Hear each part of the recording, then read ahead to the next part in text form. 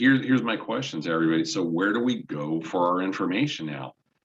And you know, this is part of the problem too, because we're so overstimulated, inundated with like in so-called information every day. We have to constantly be sifting through it. At what point do you know where to go, what to believe? How do you think critically and do your own vetting through this type of swampy mess that we have? You know, as you were speaking, Randy, the thing that ran through my mind was what initially prompted us to even consider this topic today, throwing it out here into the lounge, was a recent situation in my state, Ohio, and where a wife of a COVID patient wanted to utilize ivermectin, read all the information about ivermectin, and the physicians that were caring for her spouse did not want to do that. And so she took it to the courts.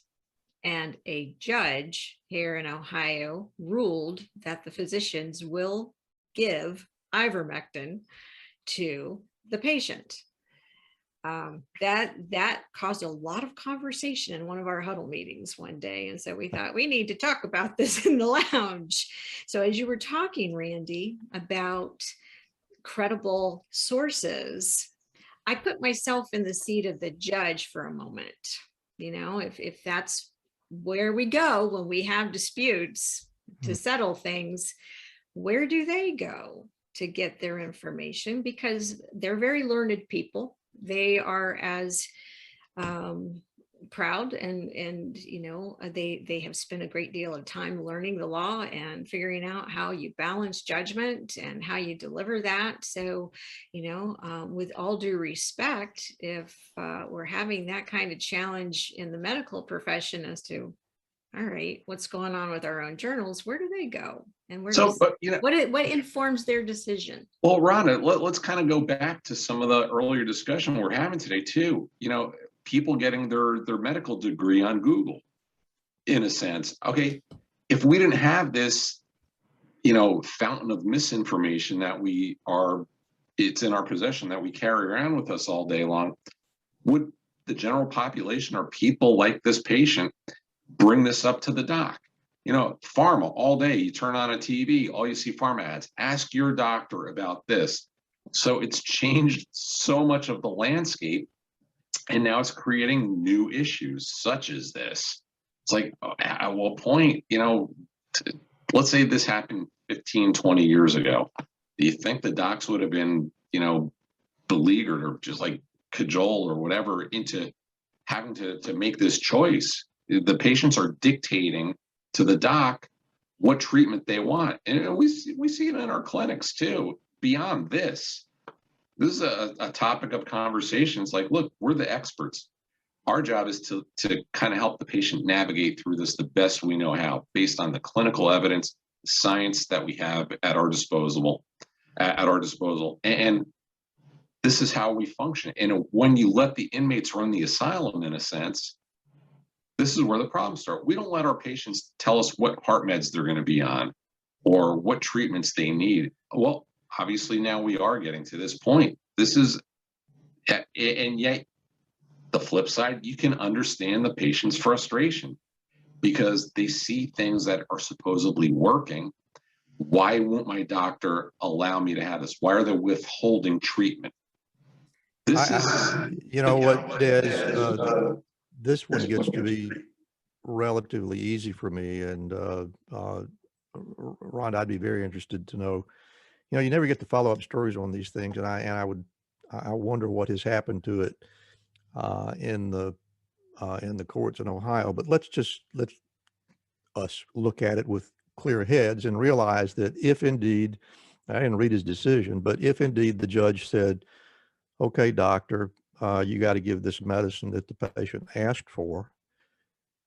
Well, no, the doctor doesn't. You know, the judge is practicing medicine at this point. He's not practicing law. And so he should have been overruled. And had I been that physician, my response would have been, you can put me in jail if you want to, but you're not going to tell me how to practice medicine. And yes, you and I have seen this, particularly in chronic wounds. Hardly a day went by that somebody didn't come in with something that they tore out of the National Enquirer, and I want to put this, get this for me, doc. No, I don't have to do that. Right. So you got to defend your own territory sooner or later.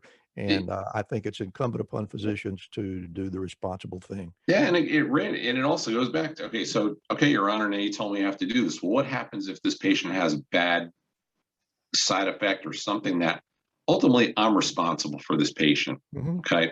And now you force me to do something. You're not the one who's going to get sued, but I potentially can be.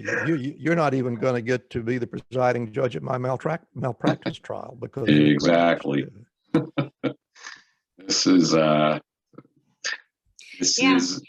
and what has changed in the last, oh gosh, how long has it been now? 15 years or so since pharmaceutical companies have started advertising on television. Mm-hmm. To longer me, than that. Has it been longer than that? Yeah. 20 years maybe?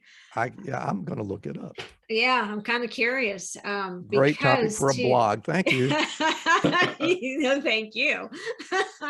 But that's what popped into my head as soon as you went down that pathway was, yeah, that's kind of, I mean, they're watching TV, whether it's during the day, during the night, it's 24/7 now, that you can't have a commercial break without one of those commercials being a pharmaceutical commercial. And at the end of every one of them, right after they give you all the, the litany of side effects that could be possible because their lawyers have told them to say that. That's right. They also say, almost every one of them, ask your doctor about it. Ask your doctor to put you on XYZ drug. And to me, that rides a line as well. And it no doubt about it. It really puts our physician community in a really bad spot. It really does. It almost, to your points, gentlemen, when a patient walks in and I brought my advertisement from, this journal or this Good Housekeeping magazine that I had, or, I can pull up the commercial on YouTube and share it with you in our exam, and you have all the physiology of what's going on and how the body works and why it wouldn't be something you would order in the situation, but that's what they don't have. And it almost puts you immediately in this having to defend yourself the minute they walk through the door. And that's very concerning.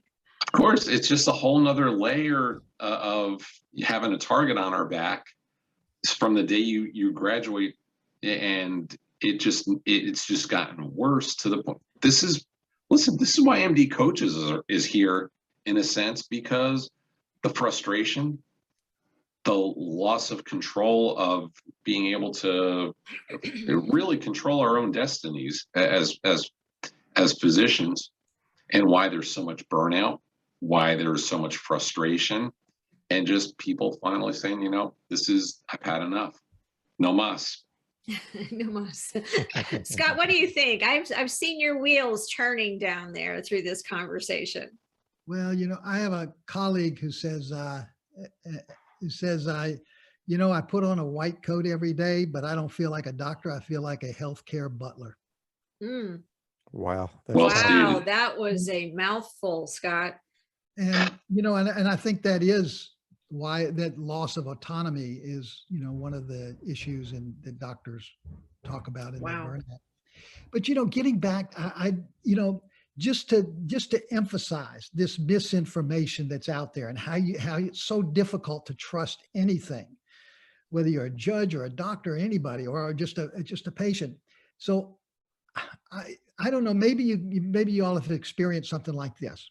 So every month for the last 20 years, I've been writing an article for about 10,000 Kaiser doctors, and it's an in-house thing. But about 2 years ago, I said, let me send this one to a publication and just get it published. So it was published in a major journal, and within about a week, I got all these inquiries from these places, like they would be called the National Institute of Science Discovery. And the letter would be something like this: Dr. Abramson, we read your article and we are so impressed. If you have more articles, please contact us. We'll be happy to publish those. And when I first got this, I was thrilled. I went home to my wife and said, boy, they want more articles. I'll be, famous and all this.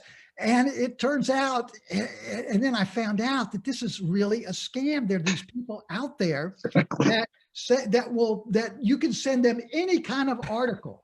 They'll put it in this journal that nobody, that's out there. And then they'll claim we can get this on Google, Yahoo, eBay. We'll get your articles. We'll promote these things. And you could write total junk and you pay them enough money to get it published and they'll do it. I actually got one letter, and I keep this, and I keep it framed. It says, it's from one of these places. It says, Dr. Abramson, we are so impressed by your contributions to the scientific community. We would like to publish your autobiography. Oh my. And I mean, so you pay them enough money and they'll put anything out there. Wow. And they may even be able to get it on a Google rating or, whatever they call it. They know the logarithms and people will read this stuff.